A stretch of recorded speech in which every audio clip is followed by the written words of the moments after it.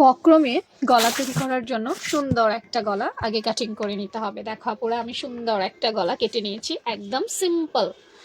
তারপর এটা একটা কাপড়ের টুকরার উপরে বসাতে হবে, কারণ কাপড়ের টুকরার উপর না বসালে খালি বক্রমটা গলার মধ্যে বসানো যায় না।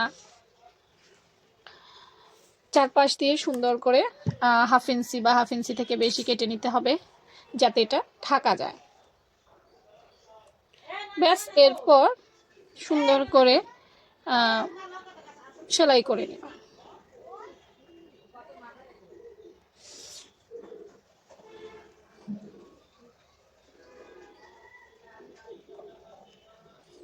ব্যাস, আমাদের গলাটা প্রায় তৈরি হয়ে গেল।